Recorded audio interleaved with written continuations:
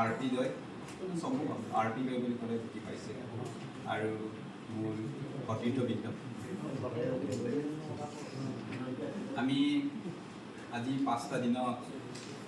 ৰাতিপুৱা বেলি ওলালে আমি ওলাইছোঁ তাৰপাছত জোনটো ওলালে আমি আকৌ ৰুমত সোমাইছোঁ তেনেধৰণে আমাৰ এই 5টা দিন কেনেকৈ পাৰ হ'ল সকলোৱে চাগে নিজক স্বীকৃতিলে কমি পাইছে কম বেছি পৰিমাণে মই 100% বুলি ক'ব খোজা নাই কম বেছি পৰিমাণে আমি ইয়াত যিসকল আহি এই 5টা দিনত মিলিত হৈছোঁ নিশ্চয় নতুন নহ'লেও পুৰণিটোকে এটা নতুন দৃষ্টিভংগীৰে চাবলৈ শিকিলোঁ পুৰণিটোকে নতুন দৃষ্টিভংগীৰে চাবলৈ শিকিছোঁ আমি শিক্ষকৰ প্ৰশিক্ষণবিলাকত গৈ আহিছোঁ একালত ময়ো 2টা বৰ্ষ DLEDৰ কোৰ্ছ এটা সোণাৰী কলেজত KK আণ্ডাৰত ৰিচোৰ্চ হিচাপে আছিলোঁ তেতিয়া মই কৈ আহিছোঁ যে আমি কাকো একো শিকাব নোৱাৰোঁ কোনো ছাত্ৰকে বা কোনো শিশুকে কোনো শিক্ষকে একো শিকাব নোৱাৰে যদিহে শিশুটোৱে নিজে নিশিকে সেই কথাটো মই কৈ আহিছোঁ ইয়াতো হয়তো তেনেকুৱাই মই ইয়াতে বহি অনুভৱ কৰি আহিছোঁ আমাৰ RPটোৱে কাশ্যপ ছাৰে বা আমাৰ ৰংহাং ছাৰে হিয়া উজাৰি প্ৰাণ ঢালি অন্তৰৰ ভিতৰত কিবা আৰু যদি কিবা থাকি গৈছে সকলো উজাৰি ঢালি দিছে ৰস বিয়পি গৈছে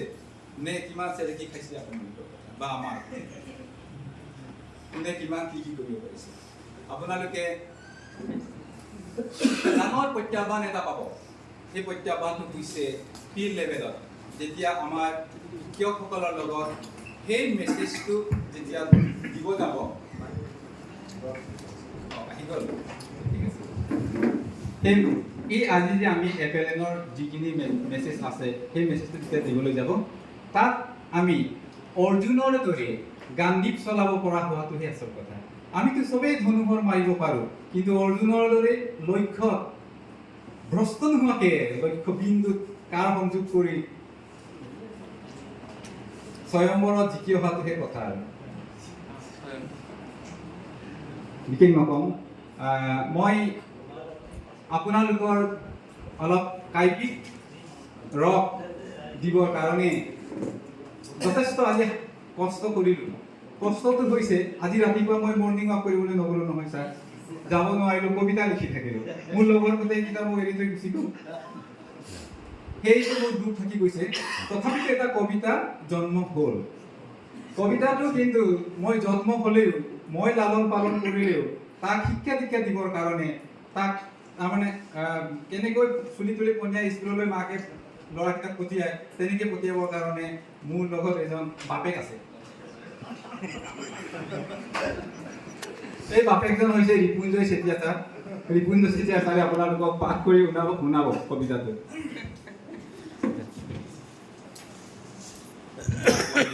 আপুনি মানুহজনে এটা কবিতা আপোনাৰ কাৰ্তিক দৃষ্টিভংগী আপোনাৰ কথা বতৰা চাল চলন সকলোতে আছে ঠিক ন কবিতাৰ শিৰোনাম আজি অসম কৃষি বিশ্ববিদ্যালয় দেখিলোঁ আজি অসম কৃষি বিশ্ববিদ্যালয় দেখিলোঁ শাৰদী কোমল পোৱাত শেৱালি বুটলিলোঁ ধনচিৰি হোটেলত 4 নিশা কটালোঁ শিৱসাগৰ যোৰহাট চৰাইদেউ আৰু মাজুলী এই 4 জিলাৰ পণ্ডিত মিলি পোহৰৰ পম খেদি জ্ঞানৰ মেলা পাতিলোঁ আজি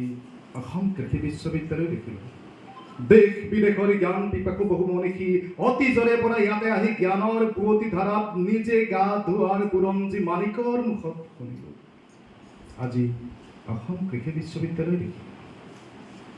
ধনচিৰি বৰাক ব্ৰহ্মপুত্ৰৰ বুৱতী সোঁতত গৈ ৰংহাং কাশ্যপ কিম্বা গুচ্ছলিকত জ্ঞানী পুৰুষৰ সান্নিধ্য লভিলোঁ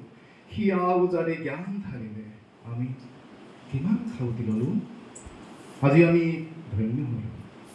মৌখিক ভাষা বিকাশৰ নৱ নৱ কৌশল শিকিলোঁ সাংখ্যিক দক্ষতা বিকাশৰ নতুন অভিগমন কাশ্যপচাৰৰ মনোমোহা ভাষণ ৰংহাংচাৰৰ ভঙা ভঙা অসমীয়া কথোপকথনৰ হাস্যমধুৰ ক্ষণবোৰত দলীয় কিংবা ক্ৰিয়াকলাপৰ চেতনা পালোঁ আজি আমি ধন্য হ'লোঁ বহু জ্ঞানী বন্ধুৰ পৰশো লভিলোঁ দিদুল বৰাচাৰৰ কবিতা শুনিলোঁ। তাৰে বন্ধু এজনক মই সুধিলোঁ, কাৰ তাগিদাত পোহৰৰ বন খেদি বেলি ওলালে আমি ওলালোঁ। ডেইলি মাৰ্কেটৰ হোটেল সদৃশ প্লাষ্টিকৰ ডাইনিং টেবুল আৰু চকীত বহি উৰেতো দিন গাখীৰৰ বাতিত ডুবি থকা মাখিৰ দৰে আমি কিয় শাৰদীয় জোনাক নেওচি এভেলেনৰ সাগৰত ডুবিলোঁ। লক্ষ্মী পূজা, ৰবিবাৰ, হীৰাবন্ধু বন্ধৰ সকলো সংজ্ঞাৰ কৰি পৰিহাৰ দিনে ৰাতি কিয় মাথো এভেলেনৰ শাস্ত্ৰ মাতিলোঁ। নিপুণ ভাৰত, ব্যস্ততাৰ নাই অন্ত। ৰাতিপুৱাৰ প্ৰেত আৰু জাহাজী কলতা খাই 2 বজালৈকে তাত্ত্বিক জ্ঞানৰ সাধনা, আধা ঘণ্টা মধ্যাহ্ন ভোজনৰ বিৰতিত ঠেলা হেঁচাৰ মাজত শাৰী পাতি পেটৰ তাৰণাত যি পালোঁ তাকে গিলি থলোঁ। আজি অসম কৃষি বিশ্ববিদ্যালয় দেখি হেৰা বন্ধু, নাও মেলি দিয়া, ব্ৰহ্মপুত্ৰ বৰাক ধনচিৰিৰ বুকুত জ্ঞানৰ ঢৌ, 5 দিনীয়া এই মিলনৰ ৰূপ শিখা ঢৌতে জিলিকা। তুমি জানো দেখা নাই বৰাক ধনচিৰি ব্ৰহ্মপুত্ৰৰ বুৱতী ধৰাত আছে সঞ্জীৱনী মন্ত্ৰ। অসম কৃষি বিশ্ববিদ্যালয়ৰ আৱাসখনত আজি হ'ল সমন্বয়ৰ ক্ষেত্ৰ। আজি অসম কৃষি বিশ্ববিদ্যালয় দেখি এভেলেনৰ তাগিদাত বেলি ওলালে আমিও ওলালোঁ। সন্ধিয়া নামি জোনটি ওলালে হোষ্টেলৰ কোঠালৈ উভতিলোঁ। আজি আমি ধন্য হ'লোঁ। আজি বিদায় বেলাত হেৰা বন্ধু,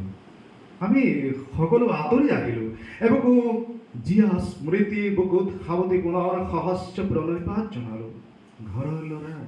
ঘৰলৈ উঠিলোঁ। আজি আমি ধন্য হ'লোঁ।